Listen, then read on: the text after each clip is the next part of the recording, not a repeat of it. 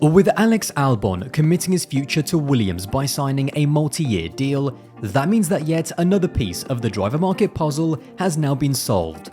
Now, originally I was actually going to make this video a little bit later in the year, closer to the summer break, but with so many drivers securing their futures so early, I am going to run out of seats to talk about if I wait any longer. According to F1, there are still 11 drivers that are yet to be confirmed for 2025, although for the sake of this video, I'm going to assume that Aston Martin will no doubt continue to pick up Lance Stroll's rolling contract, and so I'm going to take Stroll and Aston Martin off the table. Now in this video, I'm going to go through all of the remaining seats and do a mixture of predictions and also what I'd actually like to see happen for 2025. Let's start with the Red Bull and RB combination because those two teams are always intertwined. Although early in the season, we know Alonso sounded out Red Bull as a potential landing spot before committing to Aston Martin, in my eyes now there are only two realistic drivers that could drive alongside Max, and that is either Sergio Perez or Carlos Sainz. Now on paper, Sainz is the better driver, and if there were no outside factors to consider, then this would be a slam dunk. But outside factors do come into the equation. Checo poses no threat whatsoever to Max, and it's that lack of pressure that allows Max internally to be as comfortable as he is going into every single weekend. That perfect balance of an all-time great driver and a really solid number 2 has made them one of the most successful and dominant driver pairings in Formula 1 history. So apart from wanting more excitement, more chaos and something different, I don't actually see a real reason to get rid of Checo. Having said that, if there is any indication whatsoever that Max might leave in the next year or two, then I actually think that Carlos Sainz makes a lot of sense.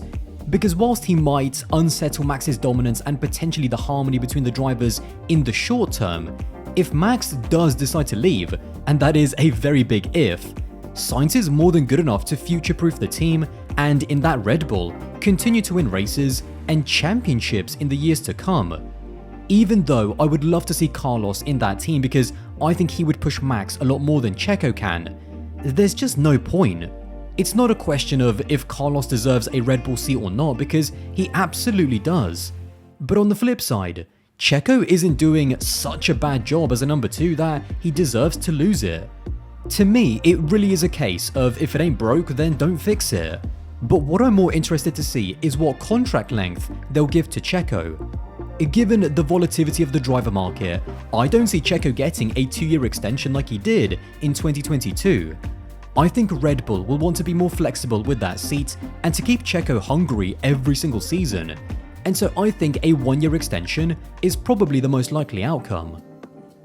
With Checo locking down that Red Bull seat, that obviously means that no one from RB will be able to make the jump. Now when it comes to RB, right off the bat I'm going to lock in Liam Lawson straight away for 2025. After his substitute performances last year, he more than proved that he deserves a chance in Formula 1, and quite frankly, if Red Bull drag it out or even think about not giving him the seat, then it's nothing short of a disgrace. That of course means that with 2 drivers already there and just 1 spot left, most likely it is going to come down to either Yuki Tsunoda or Daniel Ricciardo. As far as Yuki, I have already said on my channel in a dedicated video that I think he should be looking to leave the Red Bull family as soon as possible, because he's never going to be a Red Bull driver. Regardless of how well he drives, Horner and Marko just don't see him as an option. And once Honda stops supplying power units to their 2 teams in 2026, you've got to think that Yuki, regardless of how well he's driving, is going to be out. And now given that RB is currently the best team in that bottom half of the table, it also means that in the short term, there actually isn't that many better options out there right now. And given that Yuki is also currently beating Ricciardo in the championship, he's also putting forward a really strong case that he should be there on merit, regardless of Ricciardo's pedigree or his commercial advantages. Ricciardo is the one that finds himself in a very sticky situation.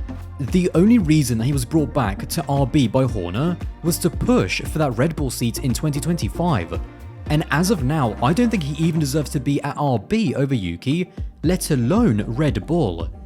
Having said that, there is still a long way to go this season, and as we saw in the sprint in Miami, there is still plenty of that Ricciardo magic left.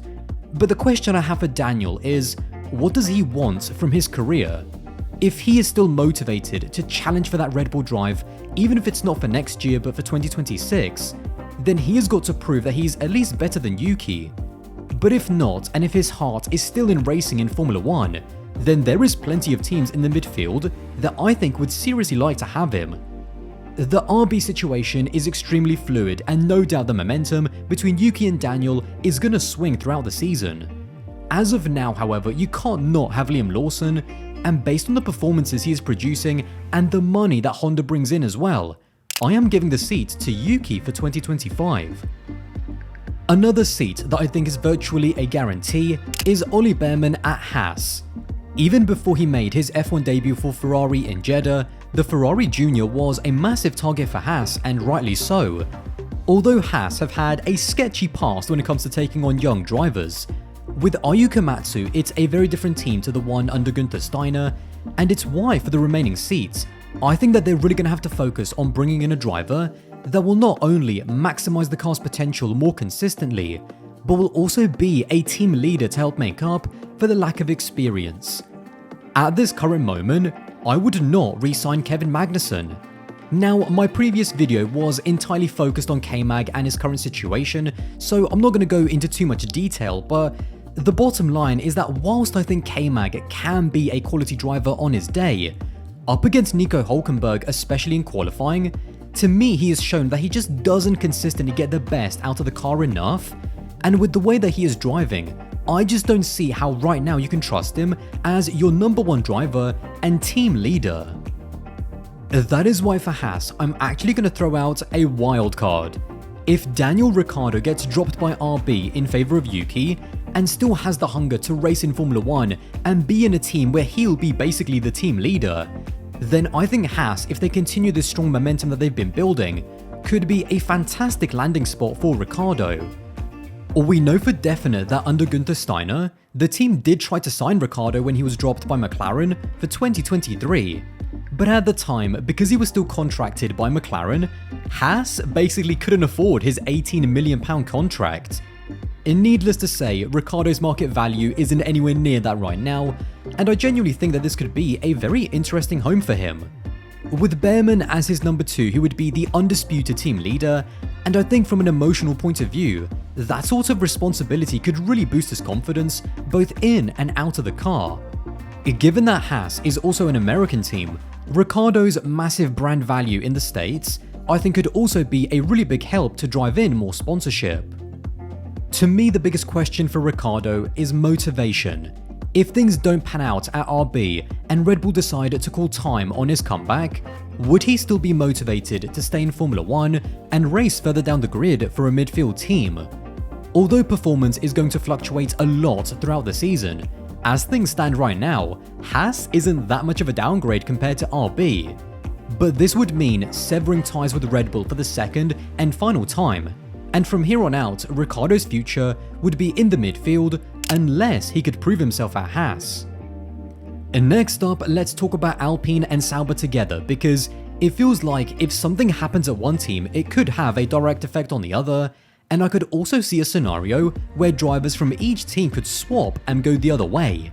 Now, Sauber signed Nico Hülkenberg early to drive for them in 25, and then in 26 when the team becomes Audi, and over at Alpine, even though this season he's actually been getting outperformed by Ocon, it feels as though they're more inclined to stay with Gasly for 2025, and so I'm also going to keep him there for next season. As far as Zhou, given that Bottas has been the stronger driver, I am struggling to see how he's going to remain in Formula 1, let alone remain at Sauber. Although there has been rumours of him going to Haas, I think he's probably maybe 3rd or 4th best on their list, and so most likely I think 2024 will be the end for Zhou in Formula 1. That leaves Ocon and Bottas without a seat as things stand, and both drivers have been very open about the fact that they are trying to sort their futures out as quickly as possible out of fear of being left out, and both are looking for long-term contracts. And now, what drivers want and what teams are willing to offer them are two very different things, but to be honest, that group of midfield drivers with Hülkenberg, Bottas, Ocon and Gasly are all kind of on the same level for me. And so I could genuinely see a scenario where Instead of everyone looking for something new, why doesn't everyone just stick to what's already working now? And now, I don't see and I don't want for Carlos Sainz to go to Sauber/Audi, and so I think alongside Hülkenberg, the team will either keep Valtteri Bottas or they'll get Esteban Ocon, with Bottas going the other way to Alpine. Despite the fact that both of these teams are a mess right now, there's no doubt that on potential alone, the more desirable seat for both Bottas and Ocon is at Sauber. After 5 years at Alpine, Ocon is clearly looking to go somewhere new, and given that Audi are also looking to freshen things up a bit, I am going to go for a direct swap between Ocon and Bottas. Alpine would exchange a one-time Grand Prix winner for a 10-time Grand Prix winner, and Sauber would acquire a driver that is 7 years younger than the one they just dropped. The last teams that are left are Mercedes and Williams. I think for me, Logan Sargent is out at the end of this season, and quite frankly, I think it would be a miracle if he was to be kept on. I know the chassis debacle was a massive vote of no confidence by James Vowles, but at the end of this season, Logan will have completed his second season in Formula 1 and have close to 50 Grand Prix under his belt. When you compare that to Liam Lawson's situation last year, where he was able to make an immediate impact, I just don't think that Logan has proved that he deserves that seat. And whether you want to say that it's more his fault or the team's, the fact is that this is a brutal sport, and he just hasn't been able to string together enough weekends and deliver on his pace. As far as the last two seats and the last two drivers who I'm sure you've noticed I've not mentioned yet, I am going with Kimi Antonelli at Williams and then Carlos Sainz at Mercedes. And now, what's strange about this whole situation is that even though Sainz is the 3-time F1 Grand Prix winner, it's actually the 17-year-old who's never even finished on a Formula 2 podium that's pulling all the strings. We know that Toto's first choice would actually be Antonelli at Mercedes over Sainz. But I just think, as long as Antonelli is contracted to Mercedes, even if he's racing for Williams, and Toto knows that no one else can take him away from them, then I don't really see a problem with doing the Russell pathway of bedding him in at Williams if they are happy to do that, whilst Sainz continues to be a race-winning level driver at Mercedes alongside Russell for the next 2 or 3 years until Antonelli is ready. That to me is just the obvious compromise, and it also rounds out my thoughts on where I think and where I wish all of the drivers will go. Apart from Lance Stroll at Aston Martin, I am genuinely very happy with that grid. We have 3 new rookies which I think will inject more life into the sport, and I think all of those other drivers either bring something to their respective team or merit a seat on the grid based off their performances.